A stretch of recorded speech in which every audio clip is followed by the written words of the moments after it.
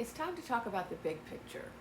You know, there's a lot of crazy stuff happening, and when we're trying to make sense of it, it really helps if we can connect all the dots.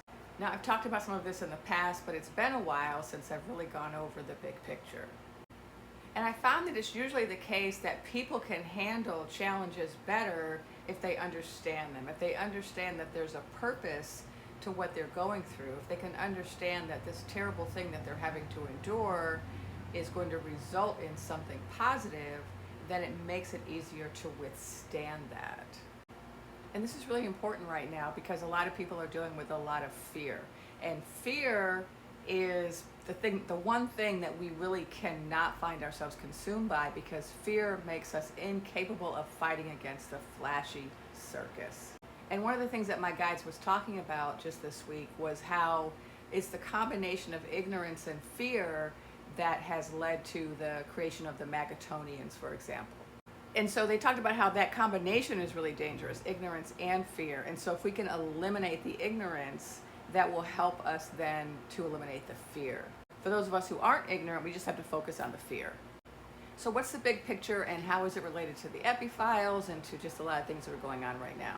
So let's go back to our story about the circus and how the circus came to town even though people didn't actually buy tickets for the circus. Well, isn't it exciting that people are finally starting to present some of the evidence that the ticket sales were not what people said they were? Okay, we'll talk about that in another post. Very exciting. But please pay attention to that to help yourself have more hope. Okay, so the circus comes to town uninvited. It didn't seem to have enough ticket buyers to support its coming, and yet it came anyway. So why did it come anyway? Because it had a lot of sponsors. And so, you know, whenever there's an entertainer coming to town, someone on tour, they have to have sponsors, right? Promotional partners. And this particular circus had a lot of corporate sponsors. A lot of very big time merchants throughout the realm supported the circus because they thought, oh, I'm going to be able to sell a lot of doodads at the circus. This is the perfect partnership. I'm definitely going to do whatever I can to get the circus to come. And a lot of those corporate sponsors, you know, a lot of those, merchants were extremely wealthy merchants who were kind of laser focused on profits, and nothing else. You know, we got Bozo the Clown, we got Zuck the Clown, we got Starboy, we got the Teal Clown. You know, there's a whole range of corporate sponsors. And what's interesting about these corporate sponsors, they didn't just promote the circus or, provide funding for like their tour costs or something. They actually used their money to help finagle the ticket sales. You know, and then some of the sponsors were tech bros who used their technical expertise to help adjust, if we may, the ticket sales numbers. But it wasn't just these corporate entity operators who were sponsoring the circus, it was also leaders of other realms.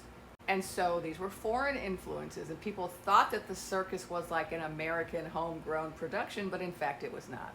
It was a type of hybrid production, you know, partially produced by homegrown, makers, and partially produced by foreign makers. And one of the ways that they made this happen was there were certain circuses in other realms who sponsored certain makers of laws in our realm.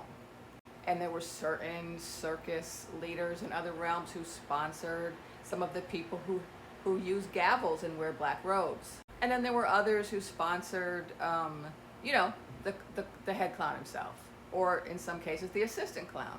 But no, that's not true of the assistant clown. The assistant clown's corporate sponsorship mainly comes from the Heritage Corporation and from that one teal clown.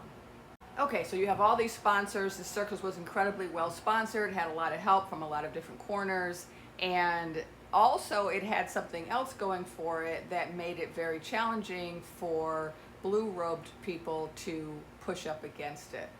Because a lot of people, after the circus showed up and they were like, wait a minute, I bought tickets for the concert for the Sultry Soul Singer, why did I get a circus?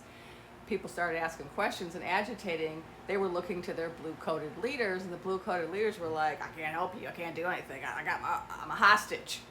All of a sudden, our leaders were all like hostages on Capitol Hill, and it's like, what's going on? And that's because there were a couple of things at play. In some cases, it just was It just was that they were also sponsored by the same corporate sponsors that sponsored the circus. Sometimes that was the case. But it was also the case that this particular circus that came to town wasn't just any circus. It wasn't just here to entertain. This circus had a very grimy underbelly. It was really more of a carnival masquerading as a circus. You know, there was a lot of kind of black market activities happening behind the tent. And among those black market activities were some really, really nefarious crimes. And so that's why the clowns that worked for the circus were mostly criminals, right? They were mostly felons because that was kind of the culture of that circus, which you kind of had to be one to be a part of it. And so, you know, when you're dealing with a crime family, you're going to have certain behaviors, right? If you don't do what they want you to do, or if you try to protest against what they're doing, they have a couple of mechanisms to keeping you quiet. One of them, of course, is just to, you know, grease the palm. And for some people, that was enough. Give me enough money, I will do and say anything, is what some of these blue-coated leaders, makers of law said. Right? They were like, I have a price. I have a price. But that's only one way in which this, you know, crimey circus operated. The other way was threats of acts of violence, right? So they were very fond of the violet flower, and they used to throw these violet flowers at people, any of their enemies, anyone they perceived as their enemy, anyone who didn't support the circus would get a delivery of violets. And, you know, this was kind of scary for a lot of people because the violet delivery wasn't always directed to the person in opposition. The violet delivery was also delivered to the family members and also to innocent bystanders. Because that's how behind the tent crimey circuses operate, okay?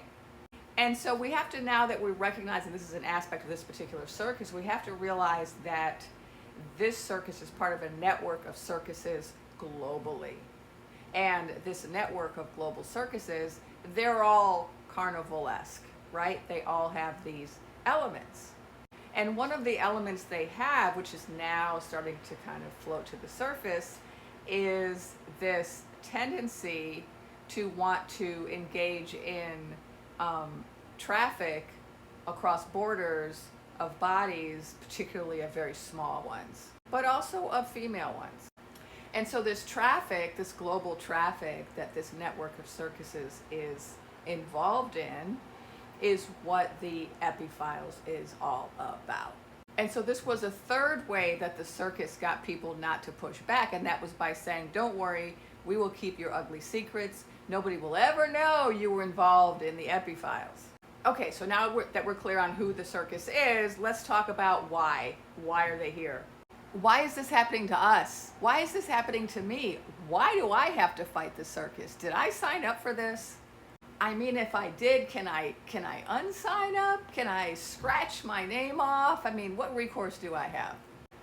We got questions, right? We got questions. Okay, but the big picture, there's a spiritual purpose to all of that.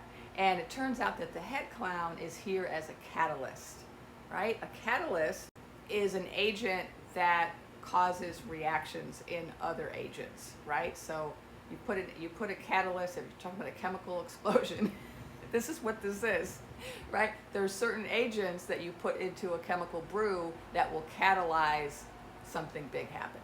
And what's being catalyzed by the head clown in the circus? Awakening up, a shift in consciousness, but also the destruction, the revelation of the kind of dirty underside of our own country, and some revelations about how things have been done, the corruption, but also an opportunity for us to rebuild, to recreate, to start something new, to envision a different world.